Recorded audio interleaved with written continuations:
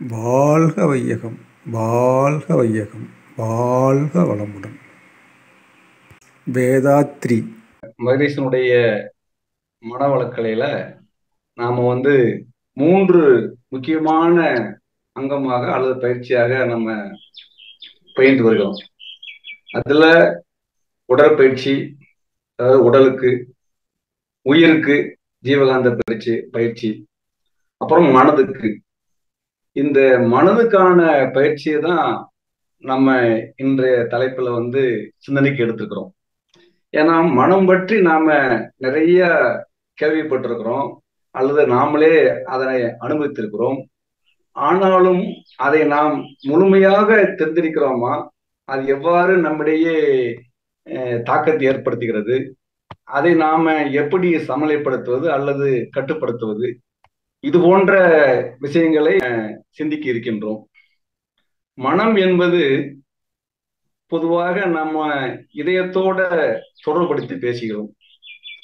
ஆனால் அது உண்மை அல்ல. மனம் நமது மூளையோட தொடர்புடையதாக இருக்கின்றது. மனம் அலை போல இயங்கக்கூடியதாக இருக்கிறது. மகரிஷி கூட ஜீவகாந்த அலையே மனம் என்று கூறுகின்றார்.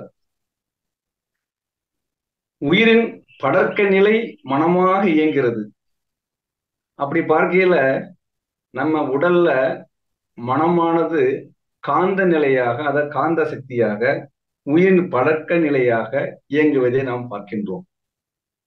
இப்போ உடலுக்கு நாம் செய்யக்கூடிய பயிற்சி அனைத்தும் அதுல நாம முன்னேற்றம் காண்கிறோம், உடனடியாக அது தெரிகின்றது. அதே மாதிரி ஜீவகாந்த பெருக்க பயிற்சியும் நாம் செய்கின்ற பொழுது அதில் நாம கிடைக்கின்ற பயன்களை அனுபவிக்கின்றோம்.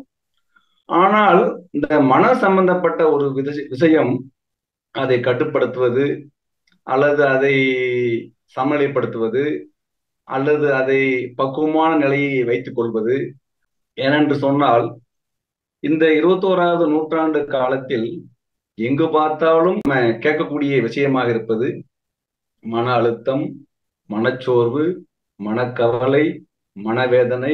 ஆங்கிலத்தில் இதனை ஸ்ட்ரெஸ் என்று சொல்கிறார்கள். இதிலிருந்து விடுபடுவது எப்படி?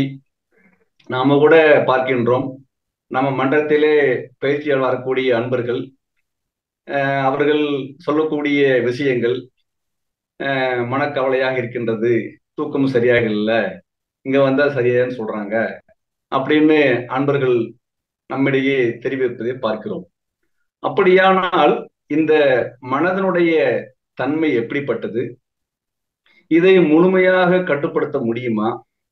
இதை நாம் எவ்வாறு கையாளுவது? இதுக்கு பாதிப்பு எதனால் ஏற்படுகிறது? ஏற்படாமல் தடுப்பது எப்படி? இது போன்ற விஷயங்களை சிந்தித்து முடிக்கலாம் என்று நான் நினைக்கின்றேன்.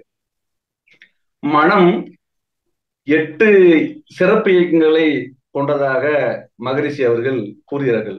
உடல், உயிர், சீவகாந்தம், கருமையம், மூளை, உள்ளம், மனம், புலன்கள். பொதுவாக புலன்கள் இயங்குவதால் அதனை நாம் உணரக்கூடிய தன்மை மனமாக இருக்கின்றது.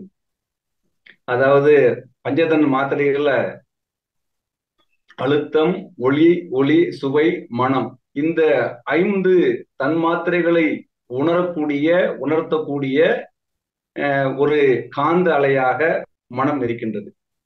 மனத்தை நாம் புத்தி, அகங்காரம், சித்தம் அல்லது உள்ளம் போன்ற வார்த்தைகளால் நாம் பயன்படுத்துகின்றோம். மனம் அலைபாயக்கூடியதாக இருக்கின்றது. இது எண்ணங்கள் பிரதிபலிப்பதால் அவ்வப்பொழுது மாறிக்கொண்டே நமது எண்ணங்கள் மாறிக்கொண்டே செல்கின்றன. அல்லது ஏதாவது ஒரு எண்ணத்தில் பிடித்து கொண்டு அதையே கவனம் செலுத்தி கொண்டிருக்கிறது. அப்படி இருக்கும் பொழுது அந்த மனம் அலைபாயக்கூடிய மனமாக இருந்தாலும், மாறி மாறி எண்ணங்கள் தோன்றக்கூடிய எண்ணங்கள் பிரதிபலிக்கின்ற நிலையில் இருந்தாலும், சில வேளைகளில், அதாவது சில சமயங்களில் ஒரு சிலருக்கு ஒரு சில அந்த பாதிப்புகள் தொடர்ந்து அதையே திரும்ப திரும்ப எடுத்துக்காட்டி அவர்களுக்கு ஒரு மன உளைச்சலை அல்லது மன வேதனையை ஏற்படுத்தக்கூடியதாக இருக்கிறது. அதற்கு காரணம் என்று பார்த்தோமானால், அவர்கள் அந்த விஷயத்தை விட்டு வேறு எண்ணங்களை மடைமாற்றம் செய்ய முடியவில்லை. வேறு திசைக்கு திரும்ப முடியாமல் அதே எண்ணங்களை பிரதிபலித்து நினைத்துக் கொண்டே இருக்கிறார்கள். அப்போ நம்ம மனவளக்கலையில் நாம சேர்ந்து நம்ம அகத்தவ பயிற்சி முறை, அதாவது தவம் பயிற்சியில நாம மேற்கொண்டு வருகின்ற நமது அன்பர்கள் பொதுவாக ஆக்கினை, குண்டலினி யோகம் போன்ற இதில் நம்ம ஈடுபடுகின்ற பொழுது நம்மளுடைய மனம் அந்த எண்ணங்களை பிரதிபலிக்கிற தன்மை மடைமாற்றம் செய்கின்றது. அதிலிருந்து மீண்டு வேற ஒரு பதிவு, வேற ஒரு எண்ணங்கள், புதிய எண்ணங்களை நாம பதிவு செய்ய ஆரம்பிக்கின்றோம். ஏற்கனவே பதிவான ஒரு எண்ணங்களை மீண்டும் மீண்டும் அவர்களுக்கு எடுத்துக்காட்டி அவர்களுக்கு அதிலிருந்து மீள முடியாத ஒரு துன்பத்தை ஏற்படுத்தி அவர்களுக்கு மன அளவிலே மனச்சோர்வு அல்லது மன அழுத்தம், ஆங்கிலத்தில் சொல்லக்கூடிய ஸ்ட்ரெஸ் உருவாக்கப்படுகிறது. அப்படி பார்க்கையில் ஆக்னை தவத்தை நாம தவறாது செய்கின்ற வரும் பொழுது நமக்கு நம்மளுடைய மனமானது புதிய பாதை அல்லது மடைமாற்றம் செய்யக்கூடிய வகையில் நம்ம எண்ணங்களை அதை விட்டு விட்டு வேற எண்ணங்களை நினைப்பது அல்லது அதை மறைப்பது, பழச மறப்பது, புதிய எண்ணங்களை நினைப்பது அல்லது புதிய செயல்களை செய்வது, அல்லது வீட்டை விட்டு வெளியே செல்வது, அல்லது இயற்கை காட்சிகளை காண்ப செல்வது, அல்லது எங்கேனும் பொழுதுபோக்கு நாம செல்வது, அப்படி செய்கின்ற பொழுது மனமானது மடைமாற்றம் ஆகின்றது. மடைமாற்றம் அடைகின்ற பொழுது அந்த பழைய பதிவிலிருந்து, பழைய எண்ணங்களை பிரதிபலிப்பிலிருந்து நாம சற்று விடுபட்டு ஒரு நிம்மதி அல்லது ஒரு மன அமைதியை நாடுகின்றோம். அப்படியாக இருக்கின்ற பொழுது நாம் மன அலையை கட்டுப்படுத்த முடியுமா, எண்ணங்களே வராமல் இருக்க முடியுமா என்றால் அது நடைமுறையில் சாத்தியமல்ல. எண்ணங்கள் அல்லது அந்த எண்ணத்தினுடைய பிரதிபலிப்புகள் நமக்கு மீண்டும் மீண்டும் எடுத்துக்காட்டு கொண்டே இருக்கிறோம். இப்ப கூட நம்ம பேசிக்கிட்டு இருக்கிறோம், ஒவ்வொருத்தரும் நம்முடைய நிகழ்ச்சியை கலந்து கொண்ட அன்பர்கள் இருக்கிறாங்க. நாம நம்மளுடைய மனம் ஆனது அது அலைபாய்த்து கொண்டேதான் இருக்கும். அதை நாம் ஒரு குறிப்பிட்ட திசையை நோக்கி கவனத்தில் இப்பொழுது நாம் இருக்கின்றோம், இந்த நிகழ்ச்சியில கலந்து கொண்டிருக்கிறோம். இந்த நிகழ்ச்சி எத்தனை முடிக்க முடியும், எப்ப முடிகின்ற பொழுது அதை எப்படி முடிப்பார்கள், அடுத்த நிகழ்வு நடக்கும், அந்த நிகழ்வுகளே நம்முடைய கவனம் இருக்கும். அப்படி இருக்கும் பொழுது நம்முடைய மற்ற கவனங்கள், மற்ற எண்ணங்கள், மற்ற பழைய பதிவுகள், மற்ற விஷயங்கள் நாம நினைக்காம இதுல நம்முடைய கவனத்தை திசை திருப்பி கொண்டிருக்கின்றோம். இதே மாதிரி நாம ஒரு பிரதிபலிப்புல பல எண்ணங்கள் இருந்து மீண்டும் மீண்டும் அதிலேயே நாம மூழ்கி இருக்கின்ற பொழுது அது மன உளைச்சலுக்கு உள்ளாக்கப்படுகிறது. எனவே மனதை மடைமாற்றம் செய்யக்கூடிய தன்மையை இந்த நம்ம தவ பயிற்சி நமக்கு அளிக்கின்றது. உயிரின் படற்கை ஆற்றலாகிய மனம் 10 படிநிலையில் இயங்குகின்றது என்பதை வேதாத்திரி மகரிஷி அவர்கள் கூறியிருக்கின்றார்கள். அதாவது உணர்ச்சி, தேவை, முயற்சி, செயல் விளைவு, அனுபோகம், அனுபவம், ஆராய்ச்சி, தெளிவு, முடிவு. அப்போ உயிரின் படற்கை ஆற்றலாகிய மனம் இந்த 10 நிலைகளில் இயங்குகின்ற பொழுது புலன்கள் மூலமாக நாம உணரக்கூடிய இந்த விஷயங்கள் மனம் நமக்கு தெரியப்படுத்துகின்றது. அப்போ புலன்கள் மூலமாகத்தான் நம் மனமானது அல்லது அந்த காந்த அலையானது அல்லது மன அலைச்சலானது அதுக்கு சுழற்சி முறைக்கு மாறிக்கொண்டிருக்கிறது. அப்போ மனம் மாறி மாறி அல்லது தாவி தாவி அது செல்லக்கூடிய தன்மை உடையதா இருக்கின்றது. ஏற்கனவே நம்ம சொன்ன மாதிரி உயிர் சத்துக்களிலிருந்து வரக்கூடிய சீவகாந்த அலையே மனமாக இருப்பதால் அந்த காந்த அலை நமக்கு அந்த உயிர் சத்திலிருந்து கிடைக்கக்கூடிய காந்த அலை புலன்கள் மூலமாக நமது மன அலையை சுழற்சியாக மாறிக்கொண்டே வருகின்றது.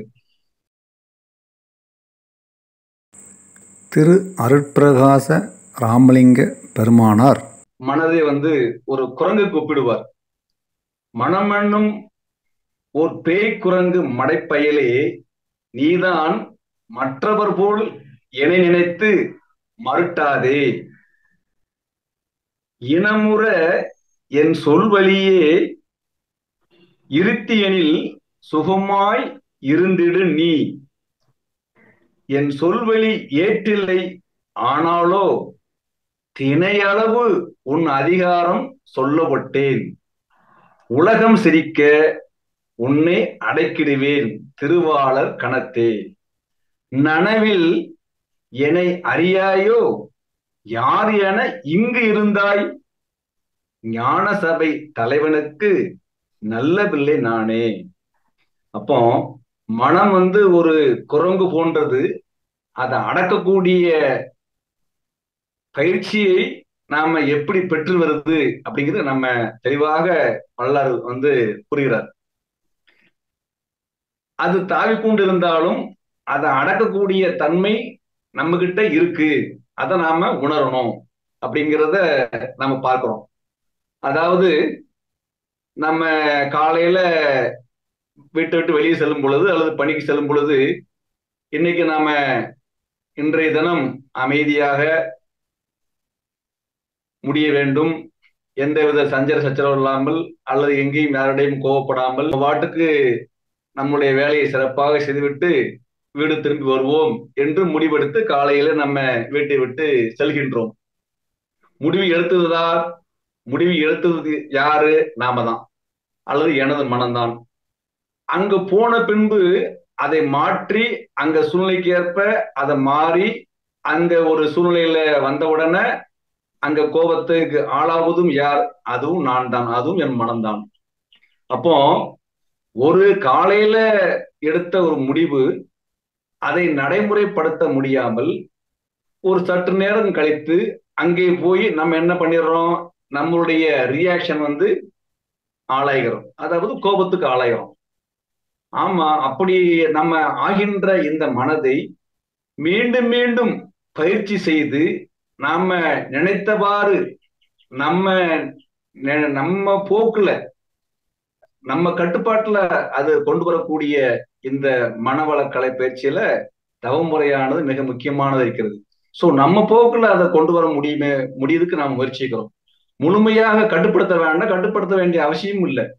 அதை மடமாற்றம் செய்து நாம் எண்ணியவாறு நாம் நினைத்தவாறு நமக்கு ஒரு மனம் அமைதி, ஒரு உடல் ஆரோக்கியம் இது வேணும்னா நாம இந்த முயற்சியில ஈடுபட்டுத்தான் ஆக வேண்டும்.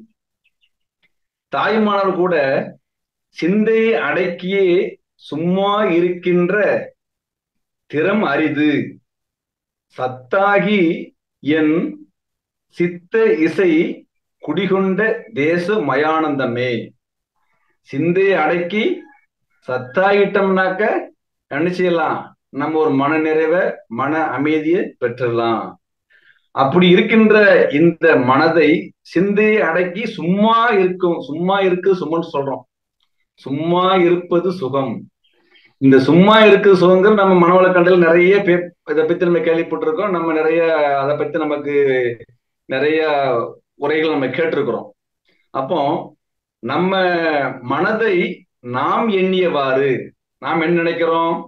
அமைதியா இருக்கணும், ஆரோக்கியமா இருக்கணும், எந்த பிரச்சனையும் இல்லாத ஒரு தன்மை ஏற்படணும்.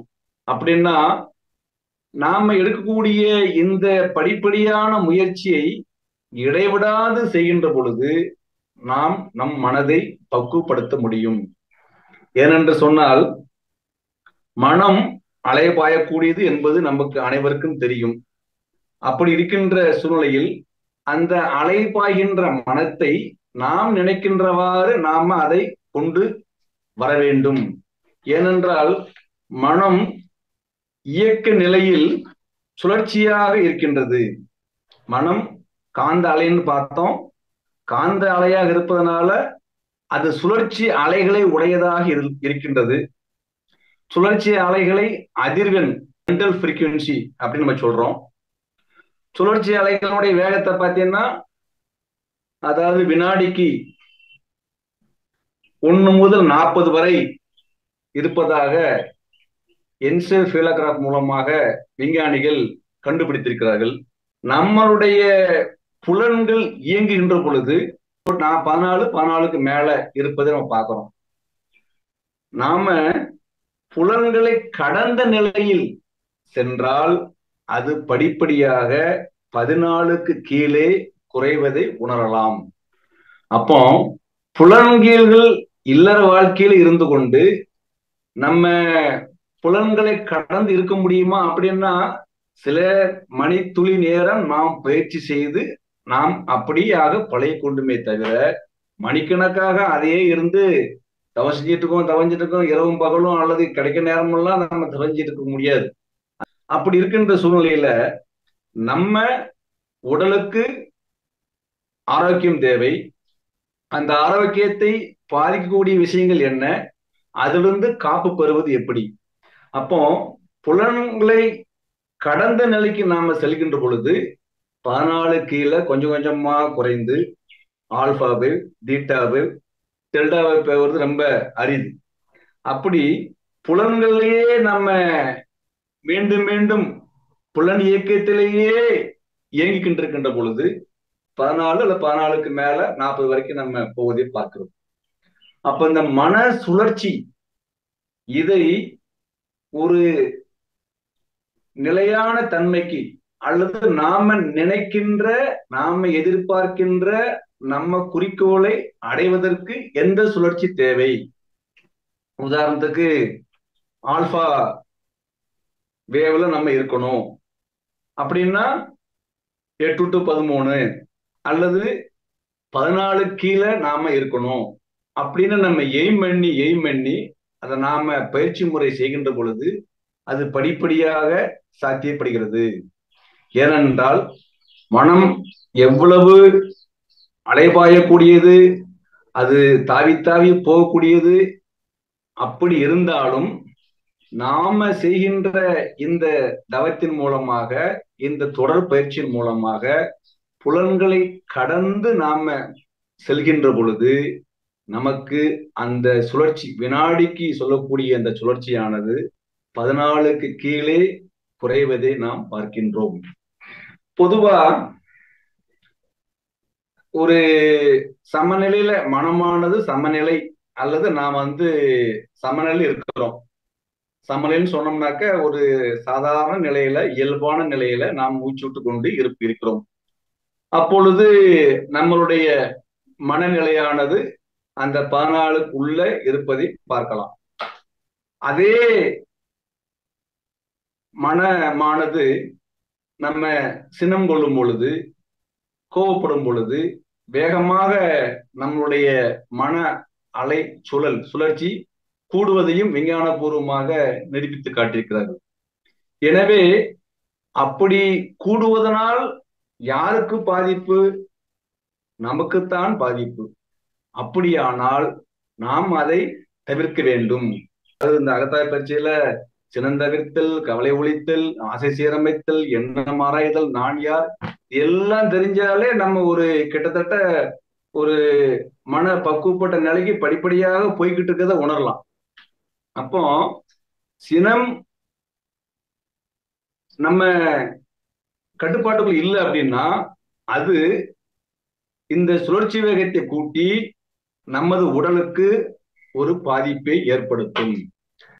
தன்னைத்தான் காக்கின் சினம் காக்க காவாக்கால் தன்னையே கொல்லும் சினம் என்கிறார் திருவள்ளுவர். ஏன் நம்ம இந்த சினத்தை பத்தி இந்த இடத்துல பேசுறோம் அப்படின்னா, உடல், உயிர், மனம். உடலை நம்ம பாதுகாப்பா வச்சுக்கிறோம். சரி, ஓகே. எப்படி பாதுகாப்பு வைக்கிறோம்? காலையில எழுந்துச்சு எங்கேயோ ஆபீஸ் போறோம், வெளில போறோம், பைக்லயோ கார்லயோ டிராவல் பண்றோம். எங்கேயோ சேஃபா இருக்கணும், பாதுகாப்பா இருக்கணும், யாருலயும் மோத கூட, எங்கேயும் இடிச்ச கூடாது, கவனமா போறோம், கவனமா வர்றோம். Okay, right. இது ரொம்ப உடல் கவனம் செலுத்துறோமா இல்லையா? கவனமா போய் கவனமா டிராவல் பண்ண நினைக்கிறோமா இல்லையா? அதே மாதிரி கோவப்படாம போய் கோவப்படாம வர்றோம் ஏன் நம்ம நினைக்க மாட்டேன்றோம்? அப்போ ஒரு நாள் நாம கோவப்படுவது அல்லது சினம் கொள்வது எந்த அளவு நம்மளுடைய மன சுழற்சியை கூட்டுறது, அது எவ்வளவு பெரிய தாக்கத்தை நமக்கு ஏற்படுத்துகிறது.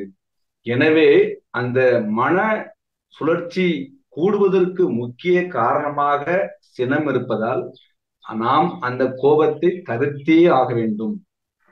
முதல்ல சொன்ன மாதிரி நம்மளுடைய உடலுக்கு பாதுகாப்பு என்ன உண்டோ அவ்வளோத்தையும் நம்ம தயாரிக்கிறோம். இன்னைக்கு மழை பெஞ்சுக்கிட்டு இருக்கோம்னா கொடையை எடுத்துட்டு போயிடுறோம். ஓகே. ஆனா இந்த மனதுக்கான பயிற்சி, மனதை நாம் எப்படி கட்டுப்பாட்டுக்குள்ள அல்லது அதை பாதுகாப்பது, அந்த சுழற்சியை கூடாமல் இருக்க என்ன செய்ய வேண்டும்? அப்போ சினம் கொள்வதால நம்ம ஏற்படக்கூடிய பாதிப்பை உணர்ந்து அல்லது கேள்விப்பட்ட பின்பு அதை அறிந்த பின்பு படிப்படியாக நாம் அதை தவிர்த்தே ஆக வேண்டும். அப்படி நாம செய்கின்ற பொழுது மனதுக்கு ஒரு வலிமை உண்டாகிறது. அந்த வலிமை, மனோசக்தி, மனோதிடம் எல்லாம் வேணும்னா நம்ம என்ன செய்யணும்? சினத்தை கொஞ்சம் கொஞ்சமா தவிர்த்து வரணும். அப்போ நாம் இந்த 21ஆம் நூற்றாண்டுல அதிகமாக பேசக்கூடிய பேச்சு அல்லது நம்ம கேள்விக்கூடிய சொல்ல இருக்கிறது ஸ்ட்ரெஸ், மன அழுத்தம், மனவேதனை, மன சோர்வு, மனக்கவலை. இதிலிருந்து எப்படி விடுபடுவது?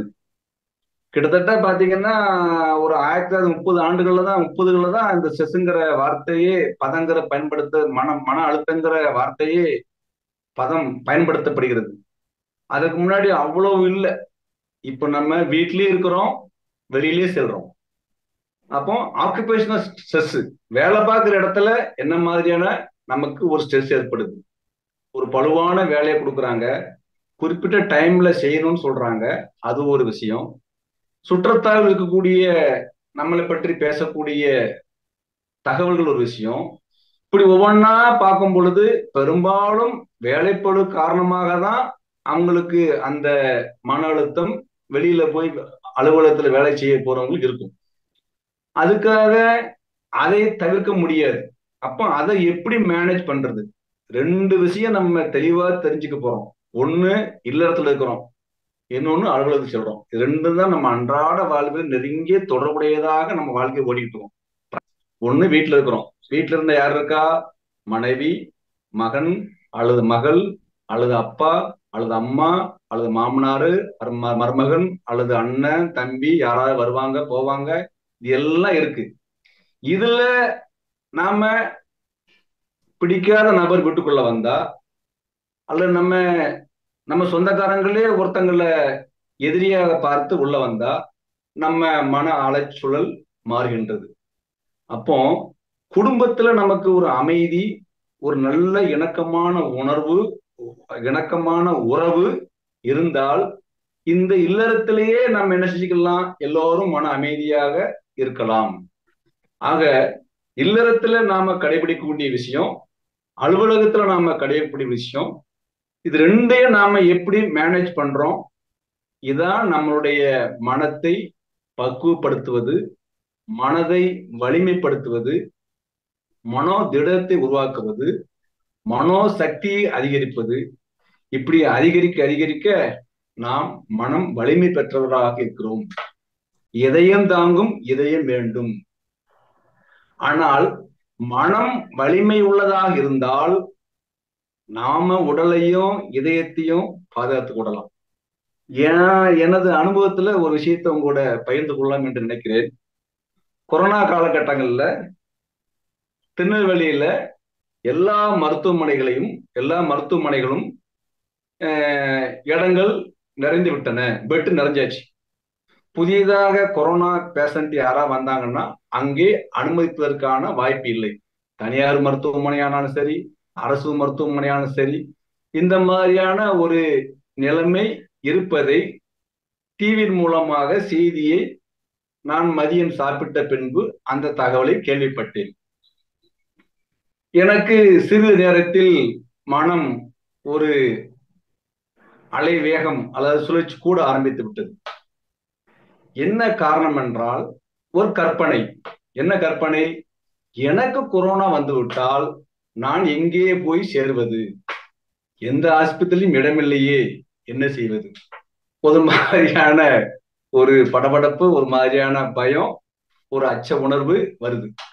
அப்போ இதுக்கு காரணம் என்ன அப்படின்னு பாத்தீங்கன்னா ஒரு கற்பனை.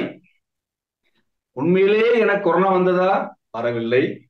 வராத போது நான் ஏன் அதை பற்றி நான் ஒரு கவலை, அச்சம் அச்சம் பெற வேண்டும், அடைய வேண்டும் அப்படின்னு பாத்தீங்கன்னா, ஒரு கற்பனை நம்மளுடைய மனதை பாதிக்கின்றது. வந்தால் எங்க போவது, எங்கேயும் இடமில்லை. அது வந்ததுக்கு அப்புறம் நம்ம யோசிச்சிருக்கணும். வந்தால் இடமில்லை என்ற செய்தியை கேள்விப்பட்ட உடனே நமக்கு என்ன ஆயிடுது, ஒரு மன அலைச்சூழல் கொஞ்சம் கூடி நமக்கு ஒரு மாதிரியான ஒரு மைண்ட் ஸ்டெபிலிட்டி இல்லாம போகிறது பாக்குறோம்.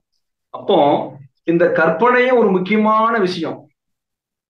எது நடக்குமோ, நடக்க போகுதோ, நடக்கோ நடக்கலையோ, ஆனா நடப்பதற்கு முன்னாடியே கற்பனையாக வைத்துக்கொண்டு அது நடக்க போவதாக, அது நடந்தா அப்படியாரும் இப்படியாரும் அதை நினைத்து நாம பயத்தை ஏற்படுத்தி மனதை பாதிப்பை உள்ளாக்குவது.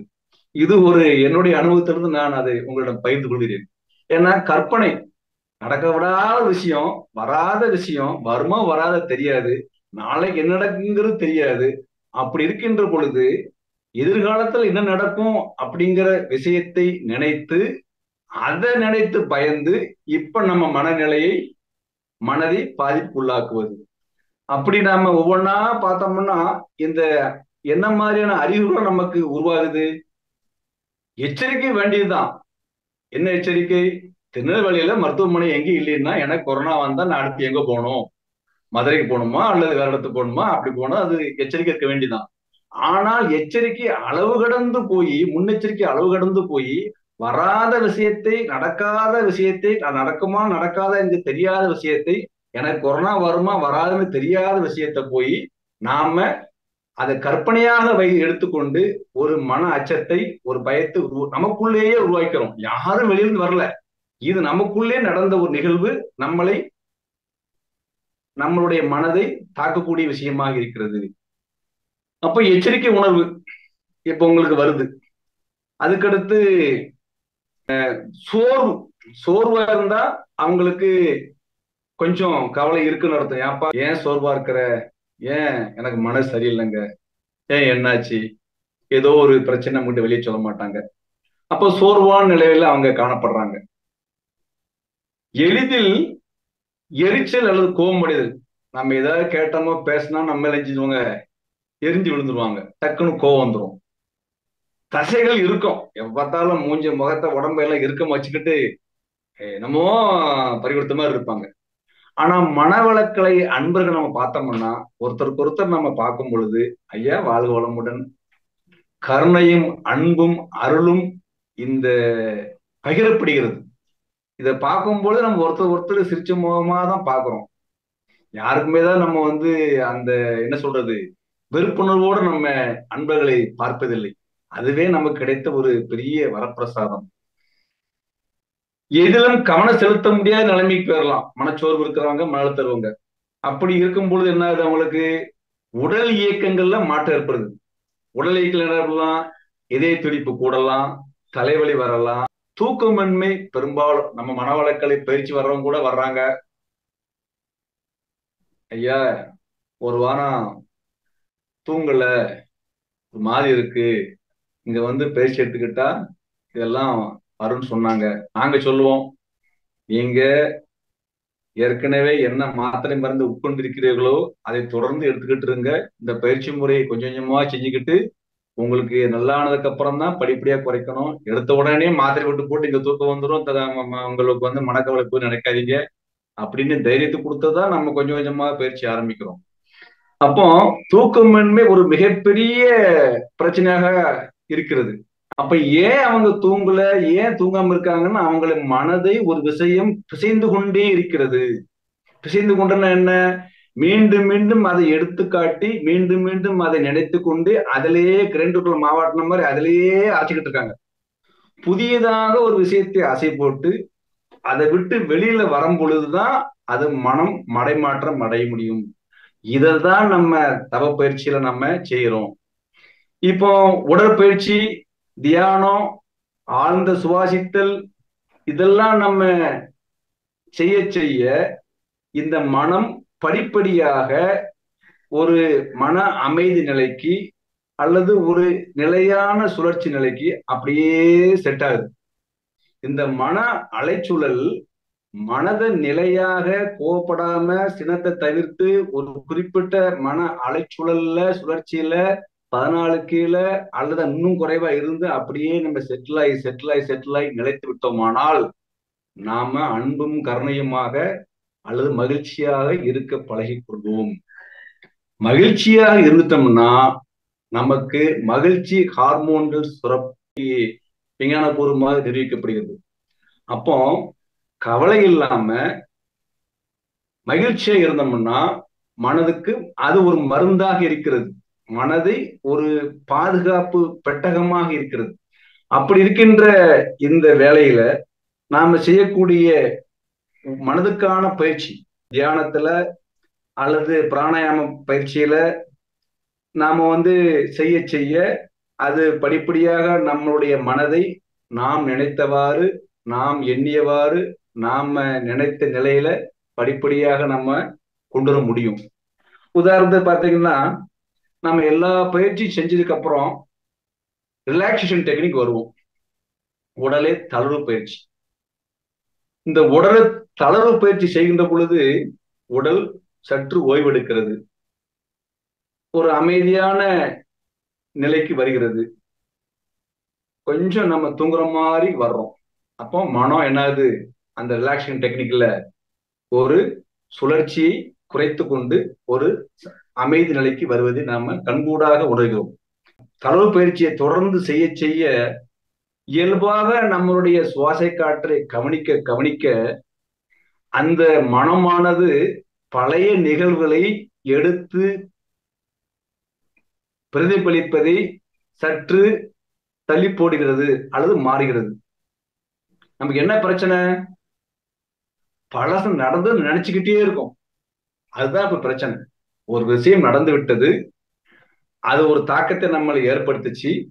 அலுவலகத்திலேயோ இல்லறத்திலேயோ அல்லது நம்ம பக்கத்திலேயோ எங்கேயோ நமக்கு ஒரு எதிர்பாராத ஒரு நிகழ்வு நடந்து விட்டது, அதனால நம்ம பாதிப்பு உள்ளாயிட்டோம். அது மீண்டும் மீண்டும் நினைச்சுக்கிட்டே இருக்கிறது, கடந்த காலத்திலேயே வாழ்ந்துகிட்டு இருக்கிறது. பொதுவா நம்ம என்ன சொல்றோம், பிரசன்ட்ல சொல்லுவோம், பி பிரசன்ட். இப்ப இந்த நேரம், இந்த டைம், இந்த நாள் நம்ம கிட்ட இருக்கு, இதை எப்படி நாம கழிப்பது? அப்போ கடந்த காலத்தை நினைத்து கொண்டே கடந்த காலத்தில் நடந்த ஒரு விஷயத்தை அது நமக்கு பாதிப்பு ஏற்படுத்தினத அதையே மீண்டும் மீண்டும் நம்ம அசை போட்டு கொண்டே இருந்தோமானால் நமக்கு மீண்டும் அந்த மன அலைச்சூழல் நினைச்ச நேரத்துல கூடிரும். எங்கேயும் வெளில போக வேண்டாம், எங்கேயும் சுத்த வேண்டாம், எங்கேயும் போக வேண்டாம், படுத்து கிடந்தாலோ உட்கார்ந்து கிடந்தாலோ திடீர்னு நினைச்சாலே போதாத. சில பேர் சொல்லுவாங்க, அதை நினைச்சாலே எனக்கு மாறியா இருக்குமாங்க. அது உண்மைதான். அப்ப அந்த நினைவுக்கு நம்ம அந்த எண்ணங்களை பிரதிபலிக்காமல் இருக்கிறதுக்காகத்தான் என்ன செய்ய வரணுங்கிற இந்த மாதிரி ரிலாக்ஸேஷன் பயிற்சி செய்ய செய்ய நமக்கு மனம் ஒரு அமைதியான நிலைக்கு நம்ம செட்டில் ஆகிறது, அமைதியான நிலைக்கு வருவதை நாம கண்கூடாக பார்க்கிறோம். இன்னும் நம்ம முக்கியமா சொல்ல போனா தீர்வு என்ன, இதுக்கு உண்டான தீர்வு என்ன? மனதை வலிமைப்படுத்த அல்லது மன அழுத்தத்திலிருந்து விடுபட தீர்வு என்ன? உடற்பயிற்சி நமக்கு அவசியம், தியானம் அவசியம், பிராணாயாமம் செய்யணும். அதுக்கடுத்து நான் இது தவிர்த்து நம்ம பார்த்தோம்னா டைம் மேனேஜ்மெண்ட், காலத்தை நாம கையாளக்கூடியது. அவசர அவசரமா ஒரு வேலை செய்யறோம், டைம் ஆயிடுச்சுன்னா நமக்கு ஒரு என்ன சொல்றது, நம்மள அறியாமலேயே ஒரு டென்ஷன் வருது. அப்ப அது முன்கூட்டியே திட்டமிட்டு அதை நாம சரியான பயணிக்கின்ற பொழுது அதையும் நாம தவிர்க்க முடியுமானா முடியும். டைம் மேனேஜ்மெண்ட் நம்ம கையில தான் இருக்கு. அப்ப இயற்கை ரசித்தல், சுற்றுலா போகலாம், வீட்டை விட்டு வெளியில போய் வரலாம். அங்க போகும் பொழுது அங்க பார்க்கக்கூடிய பார்வையில பழைய எண்ணங்கள்லாம் போய் புதுசு புதுசா அந்த இயற்கையை ரசிக்கின்ற பொழுது நமக்கு அதுல மனம் மடைமாற்றம் வருகின்றது. நல்ல மென்மையான இசையை கேட்கலாம். அப்படி மனதை மடைமாற்றம் செய்கின்ற பொழுது நம்ம அதுல இருந்து படிப்படியாக விடுபட்டு வருகிறோம். இறுதியாக நம்ம எப்படி முடிக்க போறோம்னா, மகிழ்ச்சியாக இருக்கணும், சினம் இல்லாம இருக்கணும், பொறாமை இல்லாம இருக்கணும். இத மூணையும் நாம பின்பற்றினா நம்ம மனத்தை வலிமையாக, மனோசக்தி உள்ளதாக, ஆரோக்கியமான உடல் தேவை நம்ம பெறுவதற்கு அல்லது அடைவதற்கு மனோதிடம், மனோசக்தி மிக மிக அவசியம். இந்த மனத்தை பற்றி நாம இன்றைக்கு சிந்தித்த இந்த சிந்தனையை திருவள்ளுவனுடைய ஒரு திருக்குறளோட முடிக்கலாம் என்று இருக்கிறேன். மனத்துக்கண் மாசிலன் ஆதல் அனைத்து அரண் ஆகுல நீர பிற. ஒருவன் தன் மனதில் குற்றமற்றவனாக இருக்க வேண்டும். நம்ம மனசுல குற்றமில்லாம இருக்கணும். ஒரு தவறு செஞ்சிட்டோம்னா அந்த தவறு நம்மள விடாது. அப்போ குற்றங்களை தவிர்க்க வேண்டும். மனதை தூய்மையாக வைத்திருக்க வேண்டும். இப்போ பொதுவா சொல்ல போனா நாம இருக்கும் இடத்தை தூய்மையா வச்சிருக்கிறோம், வீட்டை தூய்மையா வச்சுக்க நினைக்கிறோம், அலுவலகத்தை தூய்மையா வச்சு நினைக்கிறோம், சுற்றுப்புறத்தை தூய்மையா வச்சுக்கிறோம், தெருவை சுத்தமா நினைக்கிறோம். எல்லா இடங்களையும் நாம இருக்கக்கூடிய நம்ம மண்டத்துல போனா மண்டத்துல வாரத்துக்கு ஒரு நாள் சுத்தமா வைக்கணும், டெய்லி சுத்தமா வைக்கணும், அப்படியே தூய்மைப்படுத்திக்கிட்டே இருக்கிறோம். இது எல்லாம் நம்ம செய்யக்கூடிய இந்த பயிற்சி மனதை தூய்மையாக வைத்திருக்க வேண்டும். மனது தூய்மைனா என்ன? நம்ம யார் மனதுக்கும் துன்பம் கொடுக்காம இருந்தா அது நம்மளுக்கு மிகப்பெரிய சக்தியா இருக்கும். இரண்டொரு பண்பாட்டில் நம்ம அதை டெய்லி ஒவ்வொரு மட்டத்துல வலியுறுத்திக்கிட்டு இருக்கோம். அப்போ தூய்மையாக இருக்கும். மன தூய்மை எப்படி இருக்குன்னா, மன தூய்மைன்னா என்ன? பொறாமை, பேராசை, சினம் உங்களுக்கு தீமை செய்யாது. நம்மளால முடிந்த அளவு உதவி அல்லது தொண்டாற்றி இன்பம் காண்போமானால் நமது வாழ்வில் மனதை நாம் எண்ணியவாறு மன அமைதியோடு மன நிறைவாக வாழ கற்றுக்கொள்ளலாம். எதுலையுமே ஒரு மன நிறைவு வேணும். இந்தியன் பிலாசபில பொதுவா சொல்லுவாங்க, இதுவும் கடந்து போகும். எந்த விஷயம் நடந்தாலும் அது தற்காலிகமானதுதான். அதை நம்ம கடந்துதான் போகணும். வந்ததை சந்தித்தேதான் ஆக வேண்டும், வந்துவிட்ட பின்பும் சந்தித்தேதான் ஆக வேண்டும்.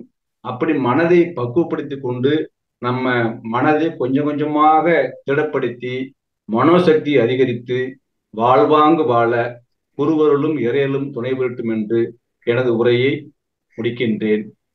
வாழ்க வையகம், வாழ்க வையகம், வாழ்க வளமுடன். வாழ்க வளமுடன். மிக சிறப்பான ஒரு சிந்தனை உரை ஐயா. வாழ்க வளமுடன். மிக சிறப்பாக சிந்தனை உரை வழங்கிய துணை பேராசிரியர் சீதாராமன் ஐயா அவர்கள் உடல்நலம், நீளாயுள், நிறை செல்வம், உயர் புகழ், உயர் தொழில், மெய்ஞானம் பெற்று மேலும் வாழ்க வளமுடன், வாழ்க வளமுடன், வாழ்க வளமுடன். மிக்க நன்றி ஐயா. வாழ்க வளமுடன். இணைப்பில் இணைந்துள்ள இருபால் மெய்யன்பர்களையும் வாழ்க வளமுடன் என்று வாழ்த்திக் கொள்வோம். உலக சமுதாய சேவா சங்கம் வாழ்க வளமுடன், திருநெல்வேலி மண்டலம் வாழ்க வளமுடன், ஆழியார் ஐடி இயக்குநரகம் வாழ்க வளமுடன், வாழ்க வளமுடன். இதனை தொடர்ந்து கேள்வி பதில் நிகழ்ச்சியில் கேள்விகளை கேட்க விரும்பும் அன்பர்கள் தங்களது கைகளை உயர்த்தி கேள்விகளை மட்டும் கேட்குமாறு அன்போடு கேட்டுக்கொள்கிறோம். காலத்தின் கட்டாயம் கருதி வாழ்க வளம். ராமன் ஐயா, ஐயா கேக்குறீங்க? நீங்க கேள்விகளை கேளுங்க ஐயா. வாழ்க ஐயா. உங்க உறவு ரொம்ப ரொம்ப சிறப்பா இருந்தது. கேக்குதுங்கய்யா ஐயா. உங்க உறவு ரொம்ப ரொம்ப சிறப்பா இருந்தது ஐயா. நன்றி ஐயா. ஹலோ, கேக்குதுங்களா ஐயா? கேக்குதுங்க, சொல்லுங்க ஐயா. ஐயா, உங்க உறவு ரொம்ப ரொம்ப சிறப்பா இருந்தது ஐயா. ஐயா, இப்போ மனத்தை பத்தி சொன்னீங்க. ஒரு இது திங்க் பண்ணிட்டு அது வேண்டாதுன்னு தெரியுது, ஆனா திருப்பி திருப்பி திருப்பி அந்த பார்க்க சொல்லலாம். அந்த இது வந்து நம்ம இப்படி பண்ணிட்டோமோ அப்படி பண்ணிட்டு போனதே திங்க் பண்ண சொல்லுது ஐயா. இது எப்படி நம்ம சால்வ் பண்றது? அதாவதுங்கய்யா, ஒரு விஷயம் நம்மளால செய்யப்படுது விஷயம் அப்படின்னு நாம நினைச்சுக்கிட்டு இருக்கோம். ஆனா நம்ம இந்த மனவளக்கலை மன்றத்துக்கு வந்ததுக்கு அப்புறம் தான் தெரியுது, அது நம்ம கர்ம விளையின் பயனாக நாம் ஒரு விஷயத்தை செய்வதற்கு தள்ளப்படுறோம். அப்படி இருக்கும் பொழுது ஒரு விஷயம் நாம செஞ்சிட்டோம், நடந்துருச்சு. அது நடந்ததுதான் இல்லைங்களா? அதை மாற்ற முடியாது. நம்ம அதுல இருந்து விடுபட்டு இனிமே செய்யாம இருப்போம். ஒரு தவறு செஞ்சிட்டோம், அந்த தவறு மீண்டும் செய்ய இருக்கலாம் அப்படிங்கறதா முடிவெடுக்க முடிய.